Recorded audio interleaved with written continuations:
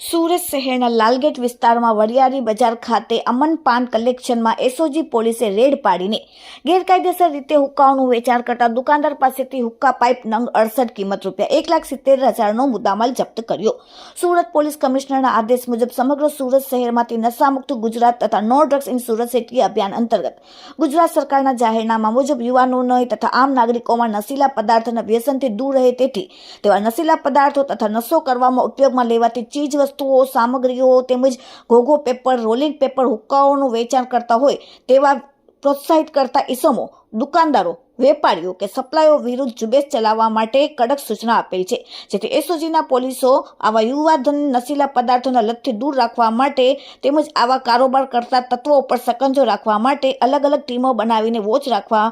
જ્યારે પેટ્રોલિંગમાં હતા ત્યારે એએસઆઈ મુનાફભાઈ અને ઓપ્પોકો સિકંદર બિસ્મિલ્લાને મળેલ બાતમીના આધારે લાલગેટ સૈયદપુરા વરિયાળી બજાર ખાતે આવેલ અમન પાર્ક કલેક્શન નામની દુકાનમાં રેડ પાડીને દુકાનમાંથી નશીલા પદાર્થના સેવન માટે ઉપયોગમાં લેવાતા અલગ અલગ ટ્રેન્ડ મુજબની બનાવટના નાના મોટા મોંઘાદાટ હુક્કાઓ કુલ નંગ 68 તથા હુક્કા પાઇપો કુલ નંગ 68 કિંમત ₹1,70,000ના મળીને મુદ્દામાલ કબજે કરીને આરોપી વિરુદ્ધ કાયદેસરની કાર્યવાહી કરી પકડાયેલ આરોપીનું નામ છે અલ્તાફ હુસેન આબિદ હુસેન જરદાવાલા, જે દુકાન સંચાલક છે। હાલમાં તેને પકડીને એસઓજી પોલીસે રેડમાં કાયદેસરની કાર્યવાહી કરી। Bureau report, daily India TV, Surat.